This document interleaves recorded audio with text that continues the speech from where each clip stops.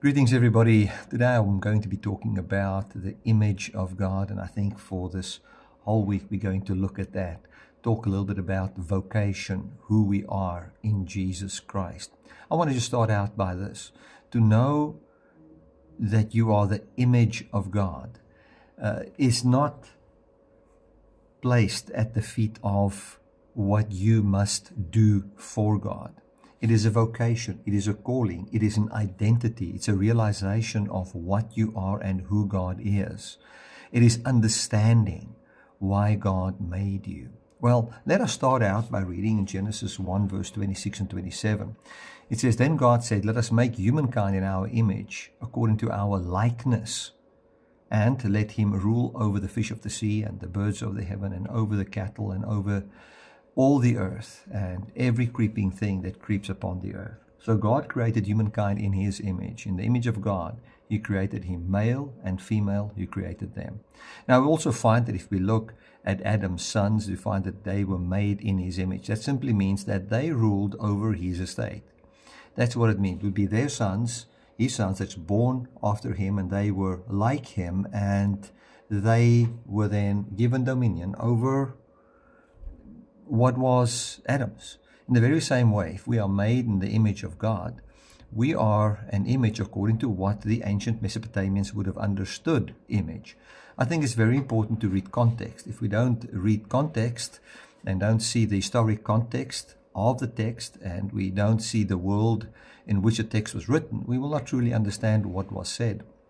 To the ancient Mesopotamians, an image of a god was basically a piece of wood or clay or especially wood that was then overlain with gold and precious stones and so forth.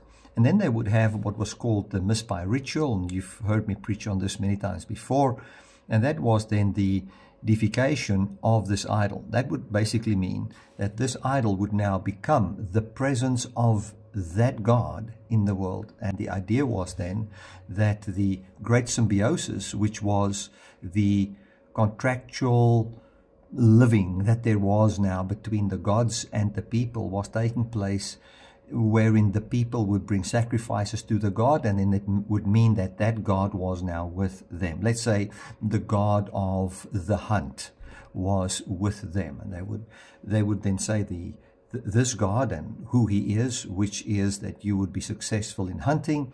He's now with us. That would mean we will have successful hunting, and then we will have certain rituals that we would do towards him, showing that we are walking with this God.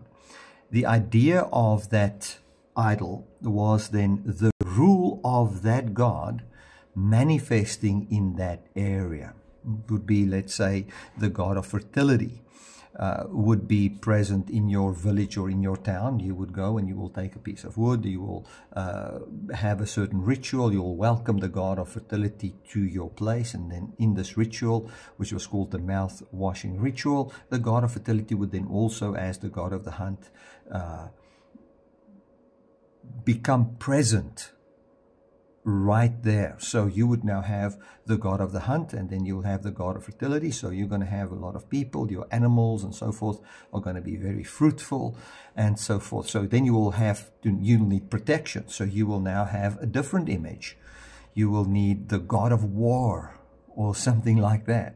And they will then come and live with you. And that would then be the presence or the manifestation of the rule of that God present with you, where you now stand under its jurisdiction. Now, as what they were thinking about these images, the scripture says God made man in his image.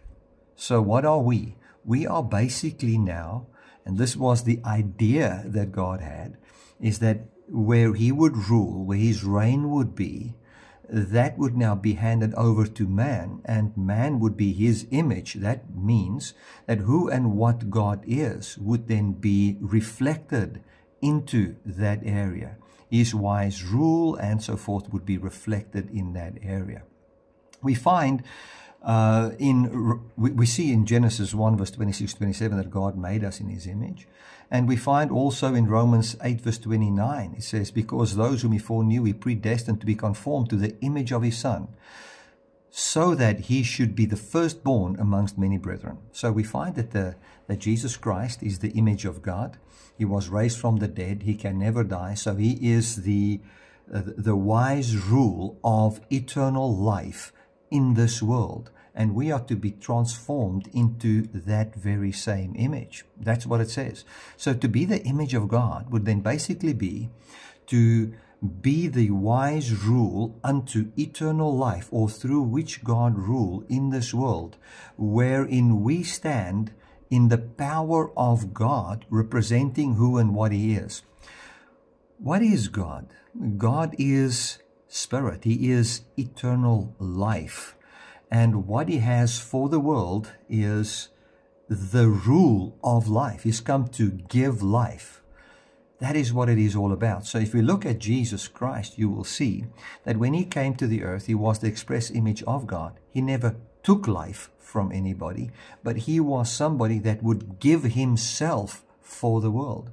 And we then find that God gave himself towards the man Jesus as well, raised him from the dead, and now he can never die. And since he can never die, since he needs nothing, he can be, as a man, the true wise ruler in the earth, wherein the rule of God is then shown in the world.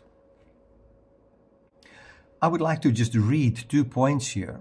From the beginning, God's plan was that humanity would bear his image and reflect his true nature in the world. To be an image bearer means to be a visible reflection of God's character, his love, his wisdom, and his justice, and his care for creation. Now, just in today's message, just in the introduction, I want to say this. You will see that the emphasis is not on you trying to be the image of God. God said, let us make man in our image. And then he shows what his image is in Jesus Christ. Hebrews clearly says that Jesus is the express image of God. He's the full manifestation of the character of God, of who God really is in the world. And now he says, let us make man in that image. Now, it's not that we are just in Christ. We are also being created into that very same image by God. And that process is continuing. He's brought forth the manifestation of his image, and we are being transformed into that image. In other words, what Jesus is to us, in him being a life giver, reflecting the life of God in the world, that is what God is turning us into, that his life is then through us reflected into this world. This is our vocation. This is what we've been called unto. It's a calling. It is not a job. It's a calling. It is an identity. It's knowing who we truly are. So let me read this verse just once again in Romans chapter 8 verse 29. Because those whom he foreknew, he predestined to be conformed to the image of his Son, so that he would be the firstborn amongst many brethren. In other words, if you look at him, we are his brothers of each other. And what he is then manifested in us. So he was the firstborn from the dead. So the true image of God is not just humans, but humans that has received the fullness of the Godhead bodily. No one of us can ever attain unto that by our own works.